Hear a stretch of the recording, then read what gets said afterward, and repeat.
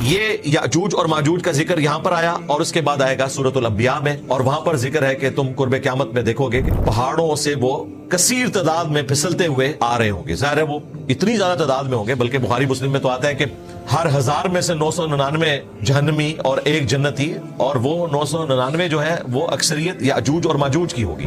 بخاری مسلم میں حدیث ہے، نبی اسلام ایک دن گھبرا کر اٹھے اور آپ نے کہا کہ مجھے اللہ تعالیٰ نے دکھایا کہ ایک اتنا سا سوراخ ہو گیا ہے اس دیوار میں، کہ نبی اسلام نے کہا کہ صبح سے شام تک وہ اس دیوار کو چاٹتے رہتے ہیں یہاں تک کہ بالکل وہ باریک ہو جاتی ہے. تو وہ کہتے ہیں کہ ہم کل دوبارہ سے اسے چاٹیں گے اور توڑ دیں گے، لیکن وہ انشاءاللہ نہیں کہتے. تو اگلے دن وہ دیوار اتنی ہی ہو جاتی ہے. جس دن وہ یہ کہیں گے نا انشاءاللہ، تو پھر وہ دیوار توڑنے پر قادر ہو جائیں گے اور پھر پوری زمین پر پھیل جائیں گے.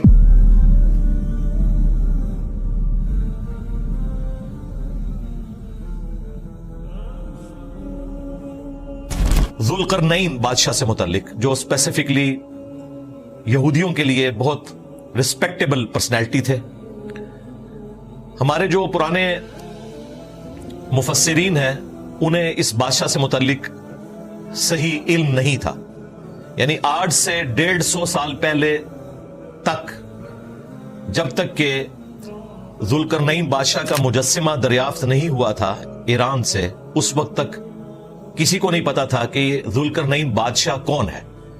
بعض پرانے لوگوں نے سکندر اعظم کو ذوالقرنین ڈکلیئر کر دیا کیونکہ وہ بھی قبل از مسیح تھا، لیکن اس کا تو کوئی کردار موحدانہ ہے ہی نہیں تھا، وہ تو مشرک تھا. اس کے علاوہ بھی چند مختلف بادشاہوں کے حوالے سے لوگوں نے لکھا، لیکن کسی کو ڈیفینیٹلی نہیں پتا تھا. یہ جس ایرا میں ہم بیٹھے ہیں، ہماری خوش نصیبی ہے کہ ہمیں ذوالقرنین بادشاہ سے متعلق وہ انفارمیشن حاصل ہے جو پچھلے آلموسٹ 1250 سال تک کسی کو نہیں پتا تھی، جب تک کہ کھنڈرات نہیں ملے تھے ایران کے اندر اور ان میں سے مجسمہ ذوالقرنین کا نہیں نکلا تھا. وہ جب نکلا تو پھر پوری ہسٹری سامنے آ گئی، اور سب سے پہلے اس ماڈرن ایرا میں مولانا ابوالکلام آزاد رحمہ اللہ تعالی نے اس ٹروتھ کو ریویل کیا، اور ان کی یہ ایفرٹ پوری دنیا میں مانی جاتی ہے. مولانا مودودی رحمہ اللہ تعالی نے اسے ایکسپٹ کیا، ڈاکٹر اسرار صاحب نے ایکسپٹ کیا، اور سب سے بڑھ کر اہل حدیث علماء جو بڑے ہارڈ لائنر ہیں مولانا ابوالکلام آزاد کے حوالے سے، چونکہ وہ بنو امیہ کے حوالے سے کافی سخت موقف رکھتے تھے اور انہوں نے اہل البیت کا مقدمہ بھی لڑا، لیکن یہ بات ماننے پر وہ بھی مجبور ہوئے. آج بھی سعودی عرب سے جو قرآن کی تفسیر تقسیم کی جاتی ہے، احسن البیان، وہ ایک پاکستانی اہل حدیث عالم صلاح الدین یوسف صاحب کی لکھی ہوئی ہے. انہوں نے بھی اس کی تفسیر میں لکھا کہ یہ کریڈٹ ابوالکلام آزاد کو جاتا ہے کہ انہوں نے وہ بندہ ڈھونڈ لیا ذوالقرنین اصل میں کون تھا، کیونکہ قرآن میں تو اس کا کریکٹر آیا ہے موحدانہ، سکندر اعظم تو وہ ہو نہیں سکتا. جب وہ مجسمہ نکلا تو اس مجسمے میں ایک ٹوپی تھی جس کے اوپر 2 بڑے سینگ بنے ہوئے تھے. تو پھر ان کو پتا چلا کہ یہ پرشین امپائر کا جو بانی ہے سائرس، کنگ سائرس، کیخورس عربی زبان میں، اور ذوالقرنین جو قرآن میں ذکر ہوا، یہ وہ بادشاہ ہے جس نے پرشین امپائر کی بنیاد رکھی نبی صلی اللہ علیہ وآلہ وسلم کی دنیا میں تشریف آوری سے 1000 سال پہلے آلموسٹ. یہ الگ بات ہے کہ پھر اس کے بعد وہاں پر قبضہ ہو گیا، یعنی اسی لیگیسی کو آگے لے کے چلے آتش پرست لوگ. اس لیے جب نبی اسلام دنیا میں آئے تو اس وقت حکومت تھی آتش پرستوں کی. 2 ہی سپر پاورز تھی، رومن امپائر تھی جس پہ حکومت تھی کرسچنز کی، اور وہ بھی نبی اسلام کی پیدائش سے آلموسٹ سمجھ لیں 150 سال پہلے حکومت ہوئی تھی، ورنہ وہ بھی بت پرست تھے.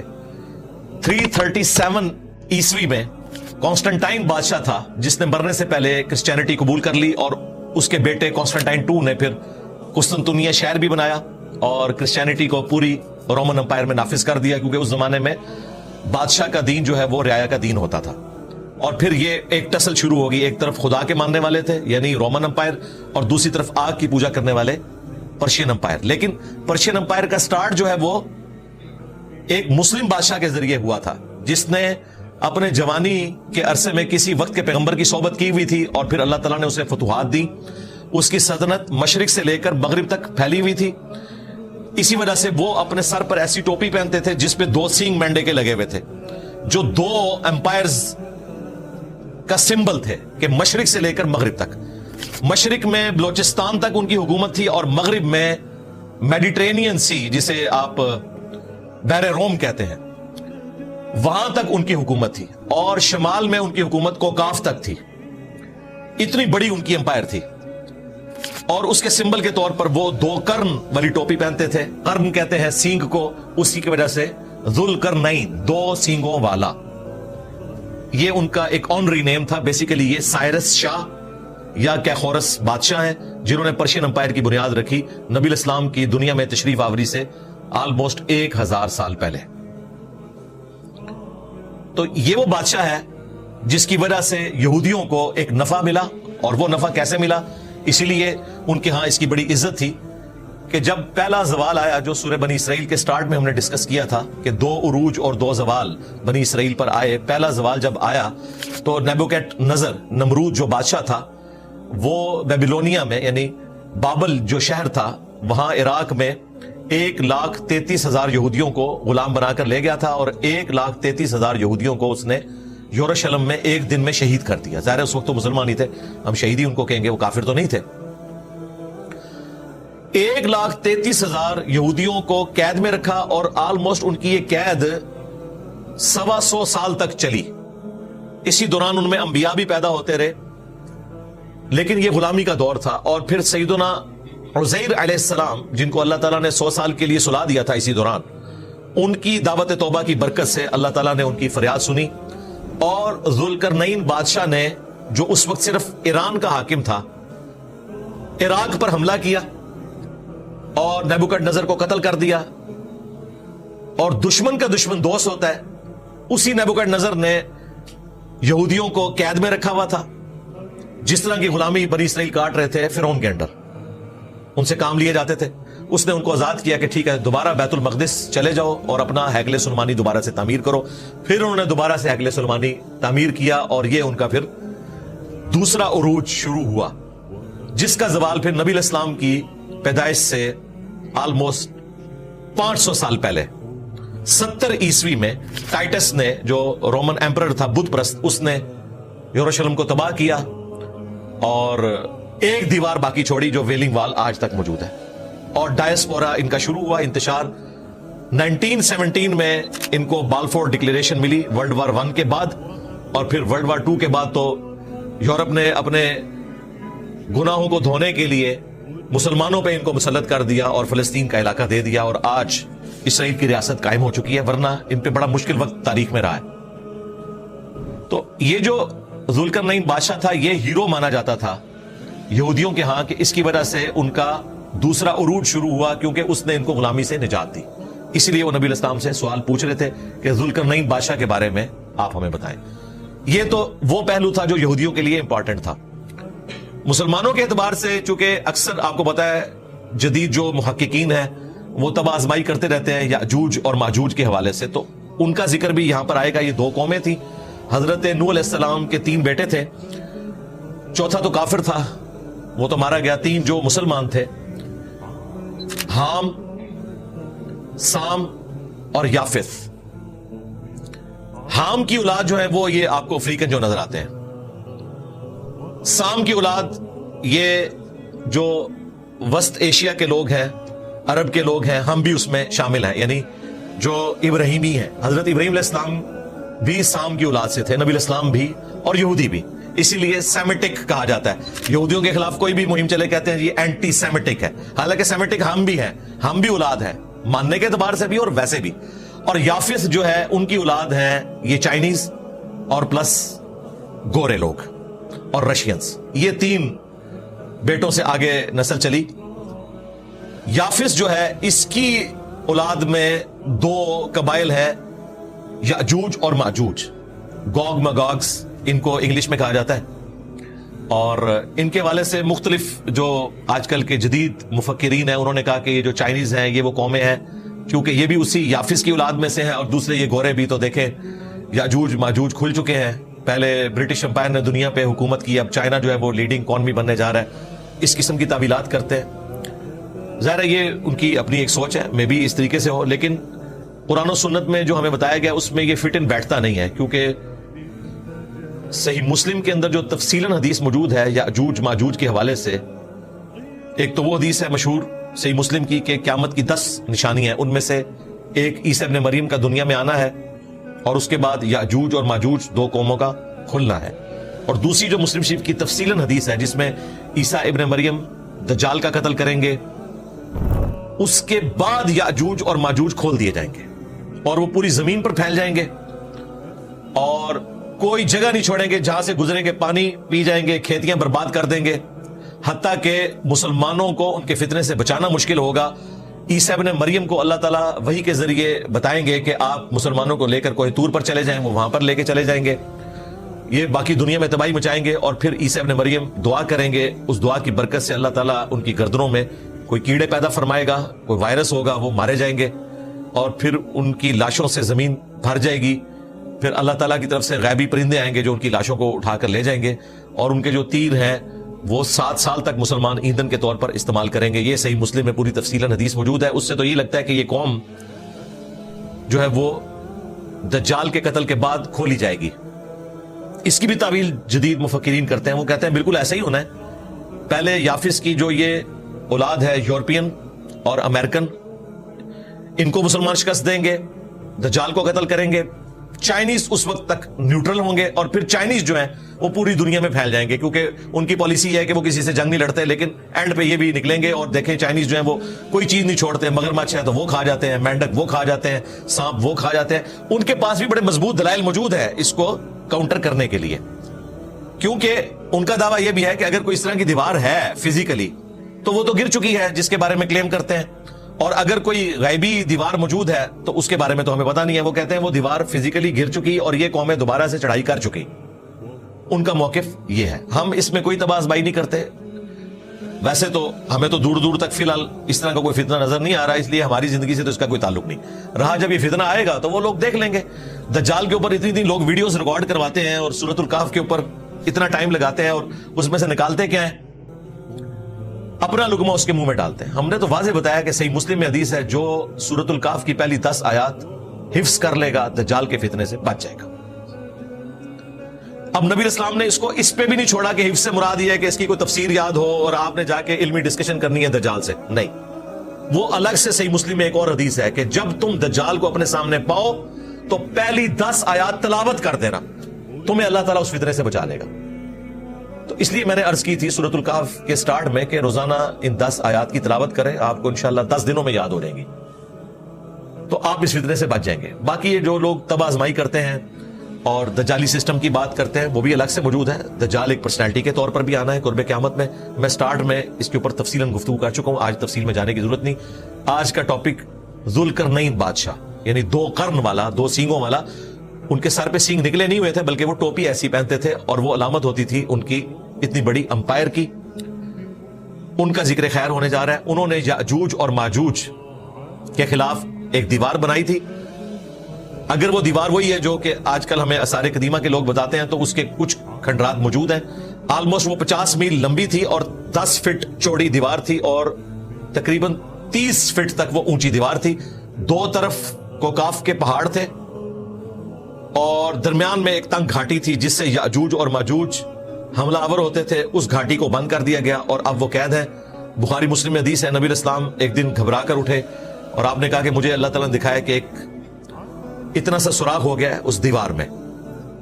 اور ایک اور کمزور روایت ہے جامعہ ترمذی میں, اس کو ملا کے ایک رزلٹ نکل سکتا ہے کہ نبی اسلام نے کہا کہ صبح سے شام تک وہ اس دیوار کو چاٹتے رہتے ہیں یہاں تک کہ بالکل وہ باریک ہو جاتی ہے. تو وہ کہتے ہیں کہ ہم کل دوبارہ سے اسے چاٹیں گے اور توڑ دیں گے, لیکن وہ انشاءاللہ نہیں کہتے.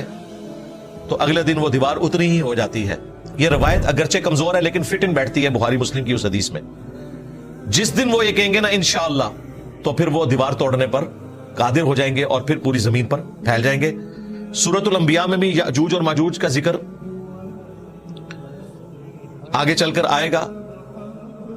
اس میں اللہ تبارک و تعالیٰ نے کہا ہے کہ تم دیکھو گے کہ ہر پہاڑی سے وہ سلپ ہوتے ہوئے آ رہے ہوں گے کثرت کی تعداد میں, اور وہ بھی قرب قیامت کا ذکر ہے. صحیح مسلم میں بھی قرب قیامت کا ذکر ہے اور اس میں تفصیل بھی ہے کہ عیسی ابن مریم کے دجال کو قتل کرنے کے بعد یاجوج اور ماجوج نے آنا ہے. لہٰذا جو لوگ یہ تعویل کر رہے ہیں نا کہ وہ پھیل چکے ہیں تو اس اعتبار سے ان کی تعویل کمزور ہے، لیکن اس کا جواب یہ دیتے ہیں کہ کچھ پھیل چکے ہیں اور کچھ جو دوسری اولاد ہے وہ بعد میں آئے گی چائنیز کی شکل میں، واللہ عالم۔ میں نے آپ کو دونوں طرف کی رائے بتا دی ہے۔ اب اللہ کا نام لے کر ہم شروع کرتے ہیں آیت نمبر 83 سے۔ اعوذ باللہ من الشیطان الرجیم، بسم اللہ الرحمن الرحیم۔ وَيَسْأَلُونَكَ عَنْ ذِي الْقَرْنَيْنِ، اور تم سے سوال پوچھتے ہیں ذو القرنین کے بارے میں، یعنی وہ ہستی جو سر پہ ایسی ٹوپی پہنتے تھے کہ جس پر 2 سینگ تھے۔ عن کی وجہ سے ذی القرنین ہو گیا، ویسے لفظ ہے ذو القرنین، 2 قرن والا، جس طرح ورڈ ہے ابو ہریرہ، لیکن جب ہم حدیث میں لیتے ہیں تو عن ابی ہریرہ تو یا بن جاتا ہے۔ سنن ابی داؤد عن ذی القرنین، تم سے ذو القرنین کے بارے میں پوچھتے ہیں۔ قل سأتلو علیکم منہ ذکرا، اے نبی تم فرماؤ ان قریب میں تم سے ان کا حال بیان کروں گا۔ انا، بے شک ہم نے، مکننا لہو فی الارض، انہیں زمین میں تمکن دیا تھا، اقتدار بخشا تھا۔ وآتیناہ من کل شیء سببا، اور ان کو ہم نے تمام ساز و سامان دیے تھے، یعنی اس وقت جتنے بھی ریسورسز اویلیبل تھے ایک بادشاہ کے پاس ہونے چاہیے جو، وہ ان کو ہم نے دیے تھے۔ فَأَتْبَعَ سَبَبًا، تو انہوں نے ایک مہم اڈاپٹ کی، وہ ایک سفر پر نکلے۔ اب یہ وہ چیز ہے جس کو وہ بعض لوگ کہتے ہیں جی یہ سیڑھیوں کا ذکر ہے۔ اللہ کے بندو، پیچھے ذکر ہوا کہ ہم نے ان کو ساز و سامان دیا تھا، ان ریسورسز کے ساتھ انہوں نے ایک مہم اڈاپٹ کی، وہ کیا تھی؟ حتی اذا بلغ مغرب الشمس، یہاں تک کہ وہ سورج کے غروب ہونے کی جگہ پر جب پہنچے، میڈیٹرینین سی کے کنارے۔ اس وقت تک دنیا کو یہی پتا تھا، یہ تو آج سے تقریباً 400 سال پہلے کولمبس نے دریافت کیا نا امریکہ، ورنہ تو پہلے دنیا ادھر ہی تھی لوگوں کے علم میں، میڈیٹرینین سی آخری کونا ہوتا تھا۔ وجدہا تغرب فی عین حمیہ، وہاں انہوں نے سورج کو پایا ایک کیچڑ والے چشمے میں ڈوبتا ہوا، یعنی یہ ان کی آبزرویشن تھی، یہ نہیں کہ وہ چشمے میں ڈوب رہا تھا۔ یہ لٹریچر کی زبان میں بات ہوتی ہے، جیسے ہم کہتے ہیں سن رائز اور سن سیٹ، اس میں سن رائز تو ہوتا ہی نہیں، سن سیٹ تو ہوتا ہی نہیں، لیکن امریکن اخبار میں بھی یہی لکھا ہوتا ہے۔ گوگل میں بھی آپ لکھیں سن رائز سن سیٹ، تو اس کا یہ مطلب نہیں کہ گوگل کو سائنس کا نہیں پتا، لٹریچر کی زبان میں کامن آبزرویشن میں یہی ہوتا ہے۔ یہ اکثر ایتھیسٹ بھی اعتراض کرتے ہیں جی قرآن میں لکھا ہے کہ سورج جو ہے وہ کیچڑ میں غروب ہو جاتا ہے، بالکل ایسی بات نہیں لکھی ہوئی۔ It seems like that، اس طرح نظر آیا گویا کہ جیسا کہ سمندر کے کنارے بھی آپ کو نظر آتا ہے۔ وجد عندها قوما، وہاں انہوں نے ایک قوم کو پایا، یعنی ذوالقرنین بادشاہ فتوحات کرتے ہوئے میڈیٹرینین سی کے کنارے تک پہنچ گئے، وہاں انہوں نے ایک قوم کو پایا، یعنی فتوحات کا سلسلہ وہاں تک پہنچا۔ قلنا، ہم نے ذوالقرنین سے کہا تھا، یا ذوالقرنین، اے ذوالقرنین۔ اب یہ نبی تو نہیں تھے، غیر نبی تھے۔ نبی علیہ السلام کی دنیا میں تشریف آوری سے پہلے غیر نبی کے اوپر بھی اللہ تعالیٰ الہام اور کشف وہی کر دیا کرتا تھا۔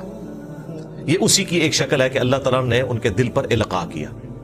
اب یہ دروازہ قیامت تک کے لیے بند ہو چکا ہے۔ تو ہم نے ذوالقرنین سے کہا، اما ان تعذب و اما ان تتخذ فیہم حسنا، کہ تم چاہو تو انہیں سزا دو اور چاہو تو ان کے ساتھ حسن سلوک کرو۔ یہ ہم نے اختیار دے دیا کہ یہ تمہاری رعایا ہے، عذاب ظاہر ہے ان کو ہی دینا ہے، اللہ کا ماننے والا عذاب انہی کو دے گا، سزا انہی کو دے گا جو اللہ کے احکامات کو توڑیں گے، اور اچھا سلوک ان کے ساتھ ہوگا جو شریعت کی پابندی کریں گے۔ اور اس کو کلیریفائی بھی کر دیا گیا۔ قالا، تو ذوالقرنین نے کہا، اما من ظلم، کہ جو کوئی بھی ظلم کی روش اختیار کریں گے، فسق کریں گے، حقوق العباد پامال کریں گے، فسوف نعذبہ، تو انقریب ہم انہیں سزا دیں گے، ثم يرد الى ربہ، اس کے بعد لوٹا دیا جائے گا اسے اس کے رب کی طرف، فیعذبہ عذابا نکرا، تو پھر وہ بڑا عذاب دے گا۔ یعنی دنیا میں اگر توبہ نہ کی تو پھر بڑا عذاب آئے گا، ورنہ دنیا میں اگر کسی نے سزا بھگت لی پھر آخرت کا عذاب اس کے لیے نہیں ہے۔ وَأَمَّا مَنْ آمَنَ، اور جو کوئی ان میں سے ایمان لایا، وَعَمِلَ صَالِحًا، اور اچھے اعمال کیے، فَلَهُ جَزَاءً الْحُسْنَى، تو اس کے لیے پھر اچھا بدلہ ہوگا دنیا میں بھی اور آخرت میں بھی۔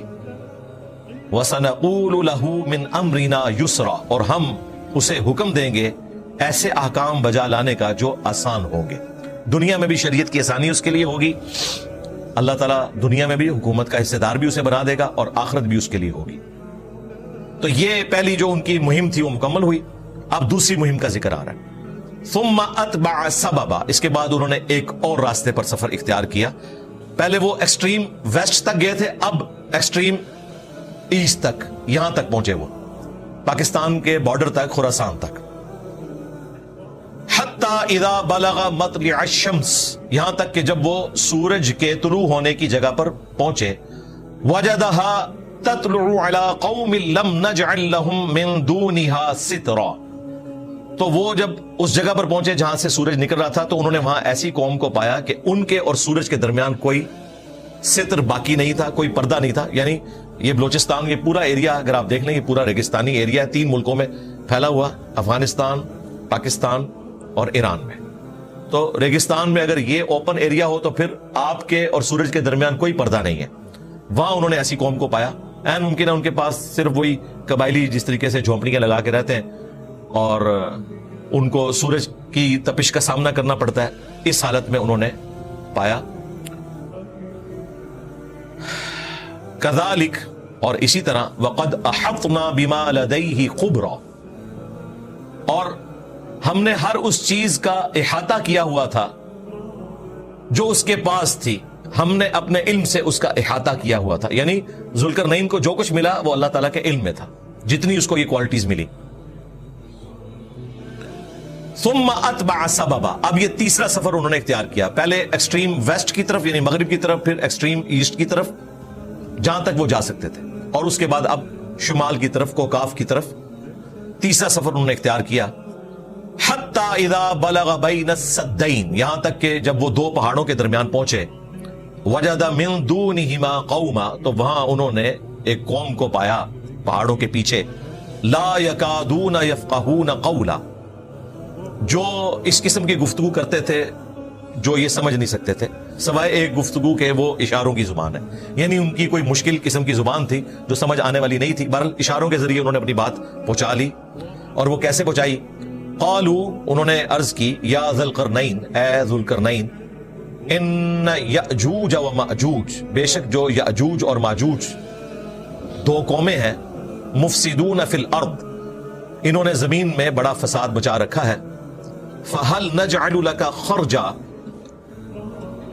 تو کیا ہم آپ کے لیے ایک خراج مقرر کر دیں, آپ کو ایک ایسا ٹیکس دیں, اور اس کے بدلے میں علی ان تجعل بیننا و بینہم سدا, کہ آپ ان کے اور ہمارے درمیان ایک دیوار کھڑی کر دیں تاکہ وہ یہ لوٹ بازاری والا معاملہ ختم ہو جائے. یہ جو درمیان کا آلموسٹ کوئی 50 میل کا فاصلہ تھا, اس کے اوپر دیوار آپ ایک بنا دیں, اور مضبوط دیوار ہونی چاہیے. اس کے لیے ہم آپ کو پیسے دے دیتے ہیں. دیواریں چین بھی جو بنی ہوئی ہے نا, وہ بھی اسی لیے بنی ہے, اور اس کی لینتھ آپ کو پتا کتنی ہے؟ 20,000 کلومیٹر. ہاں جی, زمین کا سرکمفرنس جو ہے وہ 40,000 کلومیٹر ہے. آدھی زمین کا چکر لگ سکتا ہے, اور یہ کئی 100 سال میں بنی ہے دیواریں چین. اور اس کا مقصد بھی یہ تھا کہ دوسری طرف سے قومیں آ کر لوٹتی تھیں ان کو حفاظت کے لیے. اس لیے انہوں نے جگہ جگہ تھوڑے تھوڑے عرصے بعد وہاں انہوں نے ایک بڑے سے برج بنائے ہوئے تھے جس میں فوجی بیٹھے ہوتے تھے تاکہ وہ آنے والی قوموں کو روک سکیں. گھوڑے بھی اس پہ چل لیتے تھے, کافی چوڑی دیوار. ابھی تو خیر یوٹیوب کی برکت سے آپ ساری چیزیں دیکھ سکتے ہیں. تو یہ دیوار بھی اس لیے بنائی جا رہی تھی کہ کسی طریقے سے ان کو روکا جا سکے. قال ما مکنی فیہ ربی خیر, تو انہوں نے کہا کہ یہ جو تم مجھے دولت کی آفر کر رہے ہو, جو کچھ مجھے میرے رب نے دیا ہے وہ اس سے بہتر ہے.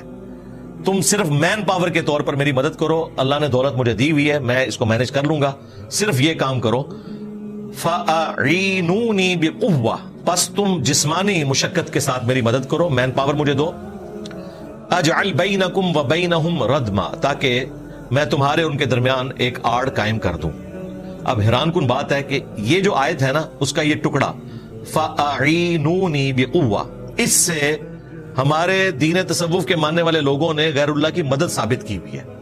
آپ تفسیر دیکھیں, اس میں لکھا ہوگا اس سے ثابت ہوا کہ آپ غیر اللہ سے مدد مانگ سکتے ہیں. یعنی ظاہری اسباب کو انہوں نے مرے ہوئے جو لوگ ہیں ان سے مدد مانگنے کے اعتبار سے قیاس کر کے عقیدہ گھڑا ہوا. کہتے ہیں یہ تو اللہ کے نیک بندوں کی سنت ہے کہ وہ مدد مانگتے ہیں. اس سے تو نیک بندے نیچے والے لوگوں سے مدد مانگ رہے ہیں، تو اصولاً یہ چاہیے کہ تمہارے بابوں کو ہم سے مدد مانگنی چاہیے، ہم ان کے مشکل کشا ہیں، لو سامو، کیونکہ ذوالقرنین نے مدد مانگی ہے عوام الناس سے، تو پھر آپ نے صحیح طریقے سے رزلٹ نکالنا ہے، یعنی کہ ہم مشکل کشا ہیں علی اجمیری صاحب کے بھی، غوث پاک کے بھی، فرید الدین گنج شکر کے بھی، کیونکہ وہ ہم سے مدد مانگیں گے، ٹھیک ہے، ہمیں قبول ہے ہم ان کے مشکل کشا ہیں، ظاہری اسباب میں، مرنے کے بعد نہیں، دنیا میں، مرنے کے بعد آخرت کی زندگی میں جو ہے اس کا اس دنیا سے کوئی رشتہ نہیں۔ کہتے ہیں نہیں جی شہید زندہ ہے، ہم کہتے ہیں شہید زندہ ہے تو اس کی بیوہ نکاح کیوں کر لیتی ہے؟ جس کا خاوند زندہ ہو اس کی عورت نکاح کرے تو وہ تو بدکار عورت ہے، کہتے ہیں نہیں وہ زندگی اور ہے، ہم کہتے ہیں یہی تو آپ کو بتانا چاہ رہے ہیں، وہ زندگی اور ہے، اس دنیا میں کمیونیکیشن نہیں ہو سکتی۔ تو آپ مدد کریں مین پاور کے ذریعے، میں آپ کے اور ان کے درمیان ایک آڑ قائم کر دوں گا، اور وہ آڑ کیسی ہوگی؟ آتونی زبر الحدید، میرے پاس لاؤ لوہے کی بڑی بڑی چادریں، یعنی لوہے کی چادروں کے ساتھ وہ تعمیر کی گئی دیوار، وہ پتھروں کی دیوار نہیں، لوہے کی، حتی اذا ساوا، یہاں تک کہ جب انہوں نے وہ سارے کا سارا فاصلہ ہموار کر لیا، یعنی دو سمجھ لیں انہوں نے دیواریں کھڑی کی لوہے کی، جن کے درمیان تھوڑا سا فاصلہ رکھا تاکہ اس میں بعد میں تانبا پگھلا کر ڈالا جائے اور اس کا ایک بانڈ بن جائے، وہ جتنے جوائنٹس ہیں، جس طرح سیمنٹ کے ذریعے آپ اینٹوں کو جوڑتے ہیں تو لوہے کو جوڑنے کے لیے ظاہر سیمنٹ تو استعمال نہیں ہوگا، پگھلا ہوا تانبا استعمال ہوگا، یہاں تک کہ وہ جب خلا دو پہاڑوں کے درمیان فل ہو گیا، بین الصدفین قال انفخوا، تو انہوں نے کہا اب اس کو گرمائش دو، یعنی آگ جلاؤ اس کے نیچے، حتی اذا جعلہ نارا، یہاں تک کہ لوہا جب آگ بن جائے یعنی خوب گرم ہو جائے، قالا، تو انہوں نے فرمایا آتونی افرغ علیہ قطرا، میرے پاس پگھلا ہوا تانبا لاؤ میں اس میں ڈالوں، فما استطاعوا ان یظہروا، سو جب یہ دیوار تیار ہوگی تو یاجوج اور ماجوج بڑی کوشش کرنے کے باوجود اسے سر نہ کر سکے، یہ 30 فٹ اونچی تھی، اور ظاہر ہے کہ جب لوہے کی دیوار ہے اس میں آپ نقب بھی نہیں لگا سکتے، اس طریقے سے آپ اس کے اوپر چڑھ بھی نہیں سکتے اس زمانے میں، آج کل تو کوئی مشکل نہیں ہے، وَمَا اسْتَطَاعُوا لَهُ نَقْبًا، اور نہ وہ اس میں کوئی سوراخ کر سکے۔ تو پھر اس پر دیکھیں اللہ کے نیک بندوں کی روش کیا ہوتی ہے۔ حضرت سلیمان علیہ السلام کا درباری جب وہ تخت بلقیس لے آیا تھا تو حضرت سلیمان علیہ السلام نے کہا تھا ہذا من فضل ربی، یہ میرے رب کا فضل ہے، یعنی انہوں نے کسی بابے کی طرف اسے منسوب نہیں کیا بلکہ اللہ کی طرف منسوب کیا۔ یہاں پر بھی دیکھ لیں ذوالقرنین بادشاہ نے کہا قال ھذا رحمت من ربی، ذوالقرنین نے کہا یہ میرے رب کی رحمت ہے کہ اس نے مجھے یہ توفیق بخشی ہے کہ میں نے یہ دیوار قائم کی۔ فَإِذَا جَاءَ وَعْدُ رَبِّي جَعَلَهُ دَكَّا، اور جب پھر وعدہ آئے گا میرے رب کا تو وہ اس دیوار کو خود ہی ٹکڑے ٹکڑے کر دے گا، ریزہ ریزہ کر دے گا، اور وہ میں شروع میں عرض کر چکا، قرب قیامت میں عیسیٰ ابن مریم جب آئیں گے دجال کو قتل کریں گے، اس کے بعد یاجوج اور ماجوج کا فتنہ عام ہوگا۔ وَكَانَ وَعْدُ رَبِّي حَقًّا، اور بے شک میرے رب کا وعدہ سچا ہے۔ یہ یاجوج اور ماجوج کا ذکر یہاں پر آیا، اور اس کے بعد آئے گا سورۃ الانبیاء میں، اور وہاں پر ذکر ہے کہ تم قرب قیامت میں دیکھو گے کہ پہاڑوں سے وہ کثیر تعداد میں پھسلتے ہوئے آ رہے ہوں گے، ظاہر ہے وہ اتنی زیادہ تعداد میں ہوں گے، بلکہ بخاری مسلم میں تو آتا ہے کہ ہر 1000 میں سے 999 جہنمی اور ایک جنتی، اور وہ 999 جو ہے وہ اکثریت یاجوج اور ماجوج کی ہوگی۔ وَكَانَ وَعْدُ رَبِّي حَقًّا، اور بے شک میرے رب کا وعدہ سچا ہوا کرتا ہے۔